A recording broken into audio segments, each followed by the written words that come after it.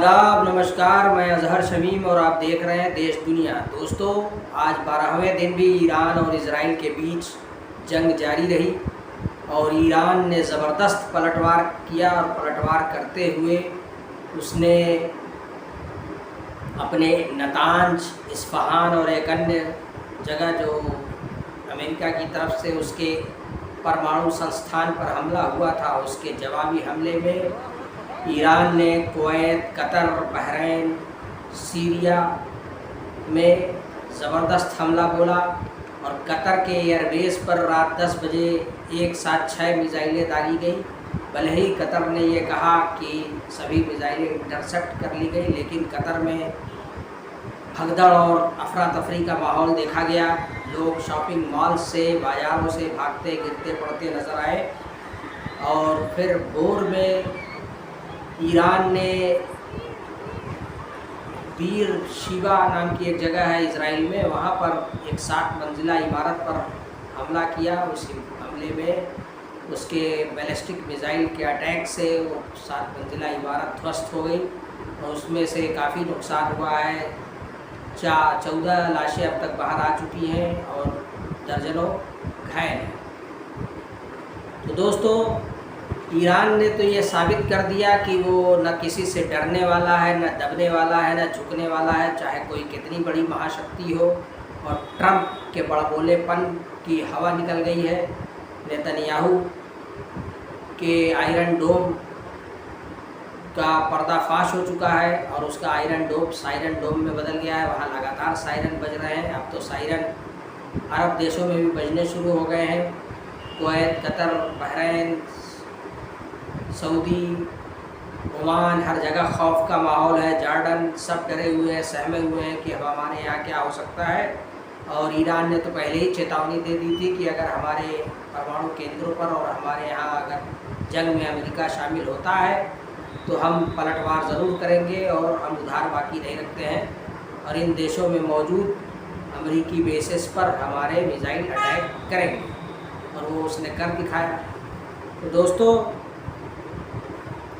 Iran के विदेश मंत्री अब्बास अराक्ची अभी रूस के दौरे पर गए हुए थे और वहाँ रूसी राष्ट्रपति व्लादिमीर पुतिन से मुलाकात हुई। वहाँ चर्चा हुई क्षेत्र के हालात पर। उन्होंने सारे हालात से उनको अवगत कराया और उसके बाद सारा हालचाल जानने के बाद व्लादिमीर पुतिन ने उनको हर तरह की मदद का आश्वासन दिया और यहाँ तक कहा कि अगर ज़रूरत पड़ी तो हम आपको न्यूक्लियर वारहेड भी सप्लाई करेंगे। तो दोस्तों, अब दुनिया एक नए वर्ल्ड ऑर्डर की तरफ जा रही है, एक नई व्यवस्था लागू हो रही है। बैलेंस ऑफ पावर अब ईरान, रूस, चीन और उत्तर कोरिया के एक नए गठजोड़ की तरफ शिफ्ट कर रहा है। एक नया ब्लॉक, मजबूत ब्लॉक सामने आ रहा है। दोस्तों, ये अगर कामयाब रहा तो काफ़ी कुछ बदलाव आएगा और ईरान के लगातार हमले से डर कर पहले तो नेतन्याहू ने जंगबंदी और सीज़ फायर का नारा लगाना शुरू कर दिया, युद्ध विराम की बात करने लगा और जब उसकी तरफ ध्यान नहीं दिया गया तो फिर उसने ट्रंप को सामने लाया और ट्रंप ने तमाम अरब देशों से और कतर से ख़ास तौर से और सऊदी से कहा कि वो ईरान से कहें कि जंगबंदी के लिए तैयार हो जाए। और ट्रंप ने अपनी तरफ से एक तरफा एक सोशल मीडिया पर पोस्ट जारी की और उसमें उन्होंने सुबह 7 बजे से जंगबंदी का ऐलान कर दिया।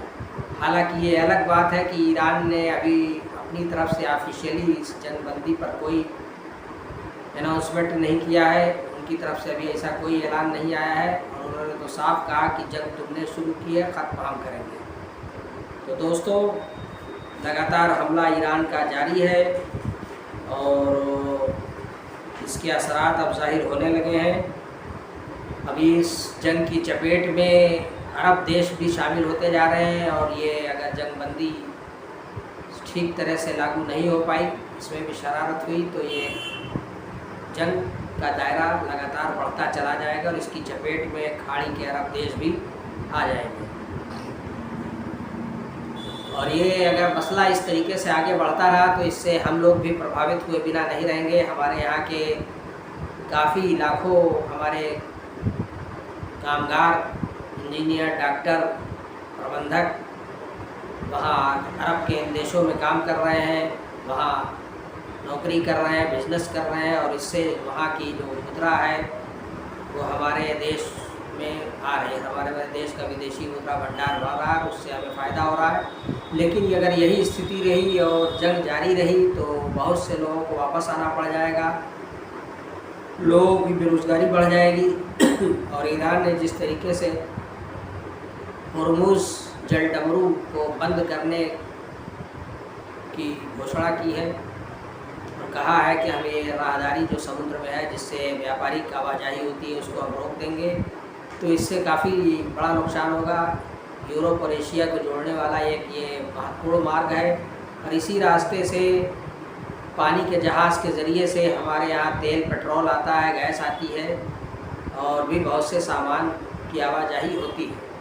और अगर ईरान ऐसा करता है तो इससे हमारे देश में भी तेल और गैस का संकट पैदा होगा, उसकी कीमतों में उछाल आना शुरू हो गया है, और फिर तेल की कीमत 100 रुपये के पार हो जाएगी, महंगाई बढ़ेगी, बेरोज़गारी बढ़ेगी और बाज़ार बंदी का शिकार होगा। दोस्तों, तो इस जंग के बंद होने की ही कामना करनी चाहिए, इससे ज़्यादा खुश होने की ज़रूरत नहीं है। जो भक्त इस बात को लेकर बड़ा खुश है कि इससे तो मुसलमान मुल्कों की बर्बादी हो रही है, मुसलमान मारे जा रहे हैं, उनको ये समझना चाहिए कि सिर्फ मुसलमानों का मसला नहीं है, और ये जंग जो आजकल होती है इससे असरात सब पर होते हैं, कहीं जानी तो कहीं माली, और कोई इससे अछूता नहीं रहता है। हमें ईरान से सस्ता तेल मिलता था, वो मिलना बंद हो जाएगा, और उससे तेल की कमी होगी, और हम दूसरी जगहों से तेल खरीदने के लिए मजबूर होंगे, जिससे उसकी कीमत बढ़ जाएगी। तो दोस्तों, आपको क्या लगता है, क्या ईरान जंगबंदी के लिए तैयार हो जाएगा और वो इसको मान लेगा, या फिर इसी तरीके से जंग जारी रहेगी और उसको ईरान, रूस, चीन और तुर्की का जो एक गठजोड़ है वो कायम हो जाएगा, और इसमें उत्तर कोरिया और रशिया और चाइना की भी ईरान को मदद हासिल होगी, जिससे ये जंग आगे और भड़केगी। आप भी कमेंट बॉक्स में अपने विचार साझा करें, और आप देख रहे हैं हमारा चैनल देश दुनिया। आप इस चैनल को ज़्यादा से ज़्यादा लाइक कीजिए, शेयर कीजिए, पहली बार देख रहे हैं तो सब्सक्राइब कर लीजिए, और फेसबुक पर अगर आप देख रहे हैं तो अज़हर शमीम की नाम की हमारी जो प्रोफाइल है उसको फॉलो